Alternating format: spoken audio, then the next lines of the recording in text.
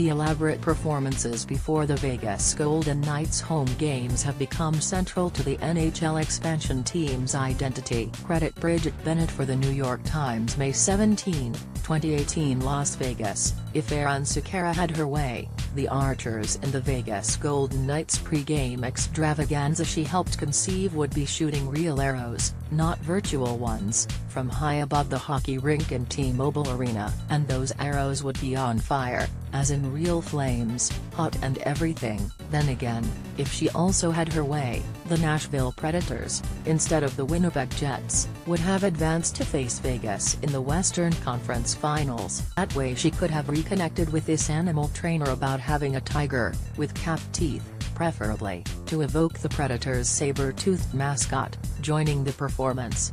"Oh, it was going to happen," said Sakara, Vegas's senior director for entertainment and production. "No idea is too grand for the Golden Knights game presentation staff, not in this roller coaster on a casino kind of city, and certainly not for a group empowered with the creative freedom to envisage a spectacle representative of Las Vegas without hewing to its basest stereotypes." Since the beginning of the N.H.L. season, the game presentation staff has established a sense of place without belaboring it, selling hockey in a market unbound by tradition or history by seizing less on the Vegas and more on the Golden Knights. Those two elements converged in the latest production, unveiled Wednesday night before Game 3 of the conference finals, Vegas's first home game of the series. In a sword fight midway through the roughly 10-minute show, the Golden Knight overwhelmed a villain who had been wielding a Winnipeg Jets flag. This being Vegas, the vanquished rogue did not skate off the ice but flew,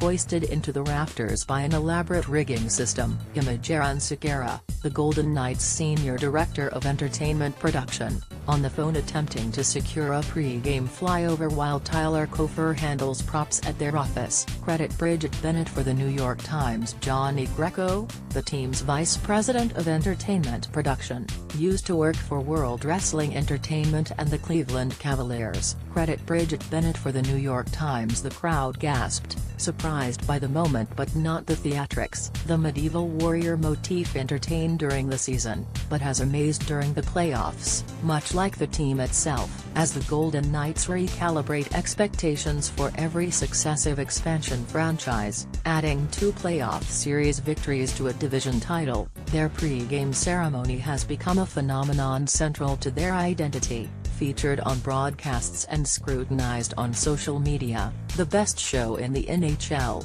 Before, well, the best show in the N.H.L. were always going to be secondary to what's going on in the game. "That's the whole reason why we're here," said Lee Orchard, who plays the Golden Knight character, "but we enhance the experience." From series to series, Orchard wonders what Sakara and Johnny Greco, who oversees the game production staff, have concocted. Last week, Greco sent him a text message that read, "I'm going to be asking a lot more of you."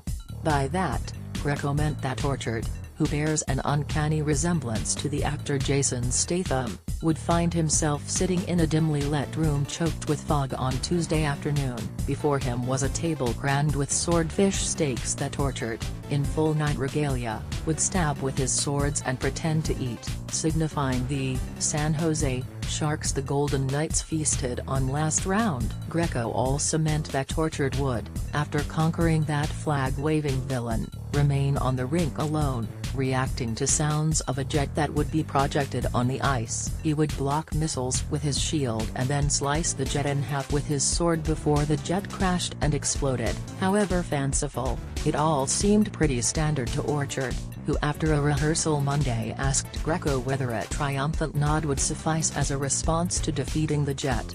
"No, you just destroyed the enemy in the most ridiculous way possible," Greco told him. "You've got to be a maniac. Anything less than full maniac would weaken the narrative, diminish its authenticity, and few things in this realm are as important to Greco as the story." The Golden Knights' evolution from expansion darling to full-fledged juggernaut is reflected in the beginning to the pre-game presentation, a series of pejorative quotes shown on the video screen and the ice about Vegas's viability as a hockey market and a franchise, spliced with bursts of highlights. After a medieval-themed video detailed how the war for the West had reached its final stage. An element new to this round, the archers, appeared at the castle situated on the top level, behind one of the goals. For months the staff had been discussing adding archers, as long they could fit into the larger story. With interest in the team swelling, Greco figured, the archers could represent the expansion of the Golden Knights' army. So, to see how the Masters incorporated archery into their performances, Tyler Cofer,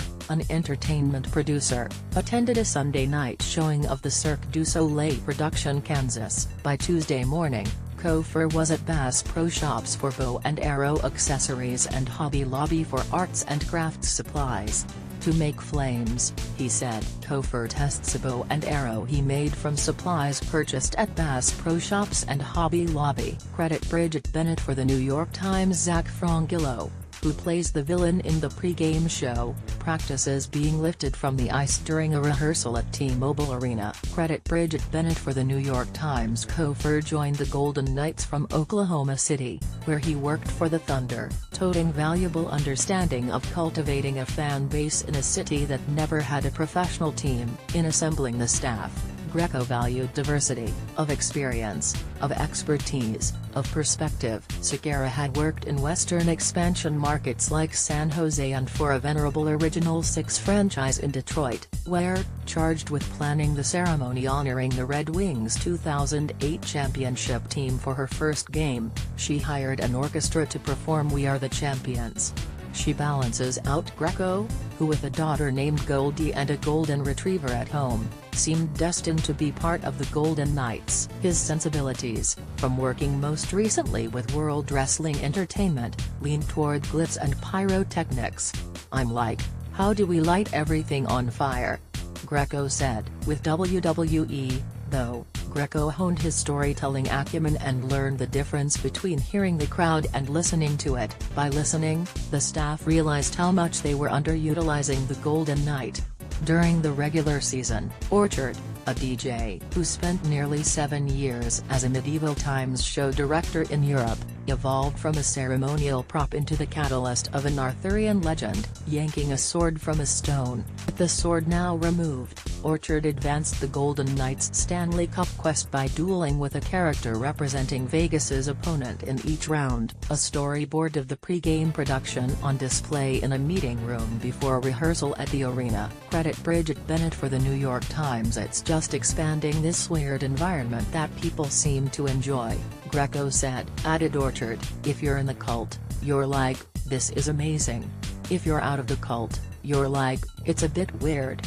Outside the entertainment staff's offices at the team's headquarters in nearby Summerlin, storyboards loaded with drawings of fallen kings, Los Angeles, and circling sharks, San Jose, depict the progression of those weird environments. Before Winnipeg ousted Nashville on May 10, the group sketched a tentative sequence for each opponent, alas, no tiger, and then mobilized as soon as the Jets won. Within minutes of Winnipeg's victory, Zach Frongillo, who plays the villain in the sword battles, texted Greco offering to fly. Soon, Greco was reminding him to take his Dramamine.